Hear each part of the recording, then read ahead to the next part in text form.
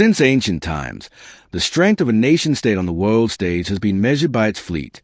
Even in the era of the great geographical discoveries, European countries fought for supremacy on the seas, and the British Empire built all its power on the principle of command of the sea.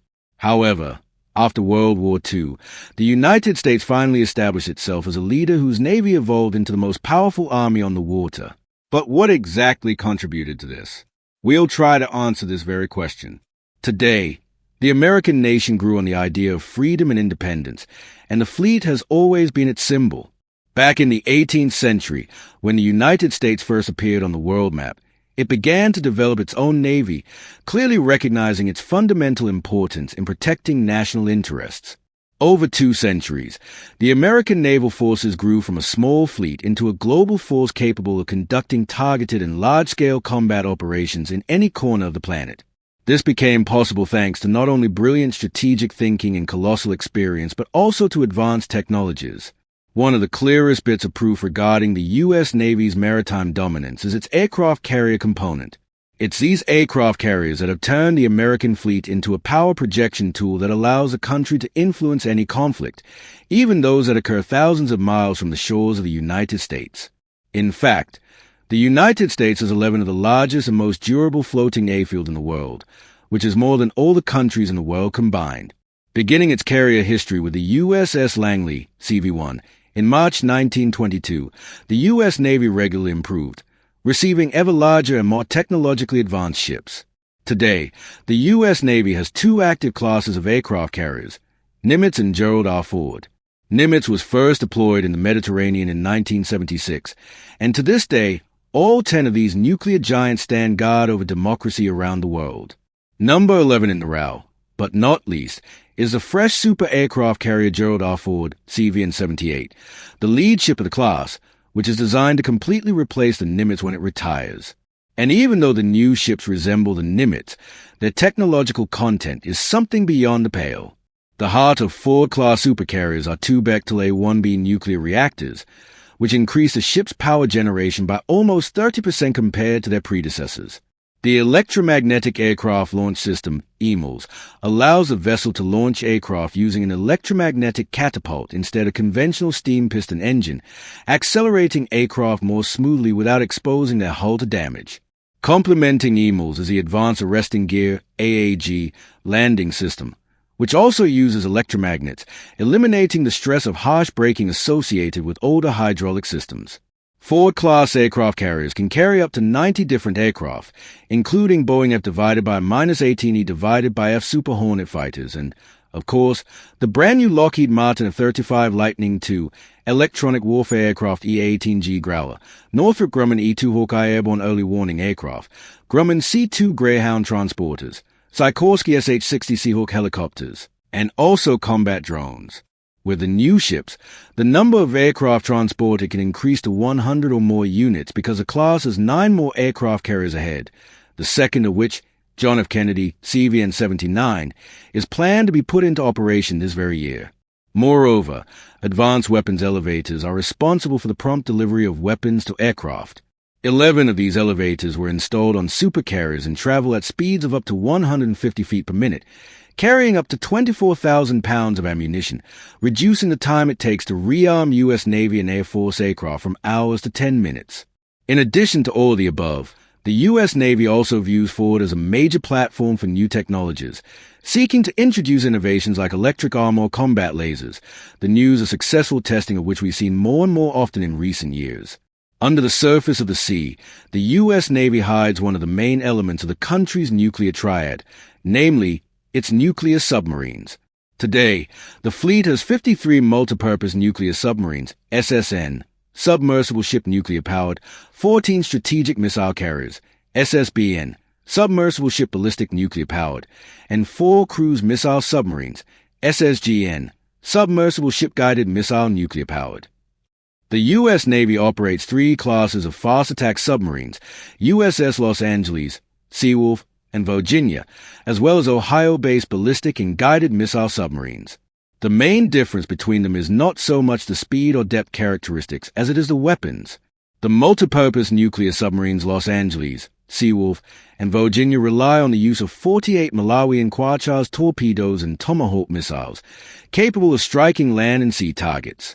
Moreover, Virginia, thanks to the latest Block V update, will now be able to carry up to 40 Tomahawk missiles at the same time. Ohio submarines are used in the most critical situations. 14 such submarines together carry about half of the active strategic thermonuclear warheads of the United States, with 20 Trident 2D5 submarine-launched ballistic missiles per ship. And although Trident missiles do not have preset targets when submarines go out on patrol, those targets can be quickly acquired using secure and persistent radio links, including very low-frequency systems straight from the United States Strategic Command base in Nebraska. Additionally, 22 launches contain a salvo of 154 Tomahawk cruise missiles, which Ohio will not hesitate to use. Thus, during Operation Odyssey Dawn, USS Florida, SSGN 728, along with British, French, and other Allied forces, enforced a no-fly zone over Libya in 2011, firing 93 Tomahawks at Libyan air defense targets, thereby destroying Gaddafi's air defense system. Speaking about future prospects, we can't discount the SSN-X, or Next Generation Attack Submarine program, aimed at developing a new class of nuclear attack submarines that will replace the Virginia and Seawolf. The program will focus on the submarine stealth, sensor capabilities, and, of course, firepower to enable them to operate effectively in a variety of scenarios, including intelligence gathering, special operations, and anti-submarine warfare. A single ship in this program will cost taxpayers somewhere between $5.60 and $7.2 billion, which, however, is still cheaper than Ford's almost $13 billion supercarrier.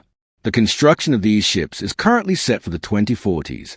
Submarines are, of course, the fundamental elements of the U.S. Navy, but the core of the surface fleet is still made up of destroyers and cruisers.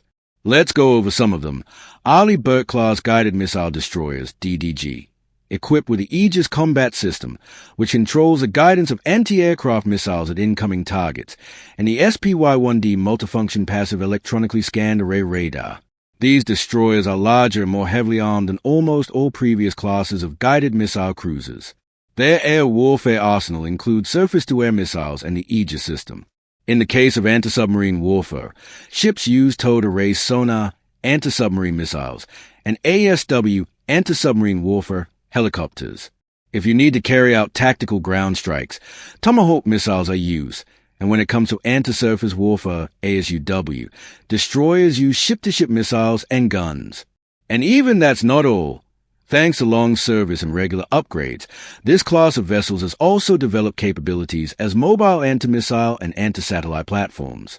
As of December 2024, the United States has all 74 Arleigh Burke-class destroyers in service, and another 19 are planned to be commissioned, although the total number, judging by the latest news, is firmly set to increase to 99 units.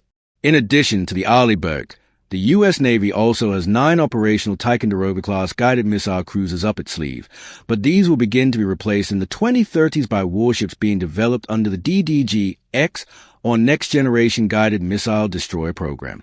The program is a culmination of the Large Surface Combatant Initiative, which followed the cancellation of construction of new Zumwalt-class destroyers that were deemed too costly.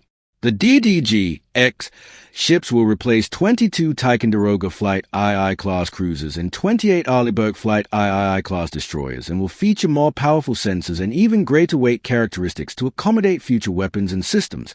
For example, directed energy weapons with lasers ranging from 150 to 600 kilowatts. Overall, the U.S. Navy's leadership in naval technology has become a critical aspect of its power and strategic superiority over its adversaries. This is manifested not only in the presence of advanced vessels and ship systems, but also in the development of the latest technologies to modernize the existing fleet, improve its combat capabilities, and increase survivability even in the face of dynamically changing threats. For example, the U.S. Navy is actively investing in the development of autonomous ships and unmanned systems as part of the Ghost Fleet Overlord project. Its goal is to create autonomous warships capable of performing tasks without human intervention. So far, this minifleet consists of 4 vessels: USV Ranger, USV Nomad, USV Mariner, and USV Vanguard. Moreover, the USV Mariner plays a special role. It was equipped with new generation command and control systems, as well as a virtualized Aegis combat system, whose testing will greatly advance the process of installing combat systems on large unmanned surface vessels. Granted, for now, even these ghost ships have a crew of 6 sailors, so in the case of any problems with functionality, the crew can quickly switch to manual control. Another component of the country's technological success is the accelerated integration of laser weapon systems. For the first time in 2020, the U.S. Navy installed on the destroyer USS Portland LPD-27 an experimental laser system, LAWS Laser Weapon System, designed to destroy unmanned aerial vehicles and missiles. By February 2025, a successful test was done with a high-energy laser with integrated optical dazzle and surveillance, HELIOS, used by the destroyer USS Preble DDG-88. It was tested as part of the High-Energy Laser Counter-ASCM project HELCAP, whose main goal is to provide the fleet with a laser platform with a power of over 300 kilowatts, although, according to experts, the U.S. Navy should aim for lasers with power of 500 kilowatts to 1 megawatt to destroy the most dangerous enemy missiles. But even the coolest technologies are not capable of turning the tide of events if your forces are not present throughout the planet. It's for this reason that the U.S. Navy's global leadership is ensured by its unique, extensive network of military bases around the world, as well as a high degree of mobility and flexibility of its logistics operations. So, for example, the Guantanamo Bay base in Cuba is home to the forces that control the Caribbean region. The headquarters of the U.S. Pacific Fleet is located at the Pearl Harbor base in Hawaii. Ramstein in Germany is used for the operational needs of the U.S. Navy and is an important hub for logistics and transport of troops and equipment to Europe or the Middle East. The new Yokosuka base in Japan serves as a main deployment point for American forces in Asia. The Guam base is an important strategic location for basing troops and maintaining a presence in the Asia-Pacific region. And the Singapore Naval Base supports the U.S. Navy's presence in Southeast Asia and allows for rapid operations in the Indian Ocean. All of them not only provide long-term presence, but also rapid mobility of the fleet. After all, if necessary, the United States can send its forces anywhere in the world in just a few days. Destroyers, nuclear submarines, and aircraft carriers are capable of operating at great distances from the coast and, if necessary, immediately returning to base to replenish supplies. Not to mention, the Navy's logistics system includes a huge fleet of amphibious ships, such as the LHD Landing Helicopter Dock, LHA Landing Helicopter Assault, and LSD Landing Ship Dock, which can move troops and equipment to any regional conflict or emergency while being deployed and operating in the most remote corners of the globe. It's a pity that for all the awesomeness of the American fleet, there's still one threat that can truly undermine it. And no, we're not talking about China or the Russian Federation. There's a much more dangerous enemy: budget cuts. So let's hope that the fleet will not encounter this monster to continue to prosper and delight its allies with innovative technologies that will ensure peace of mind for decades to come. Who do you think should currently fear the U.S. Navy the most? Share your thoughts in the comments below. And if you enjoyed the video, please leave a like, subscribe to the channel, and hit that notification bell for more content like today's. Thanks for watching, and we'll see you in the next one.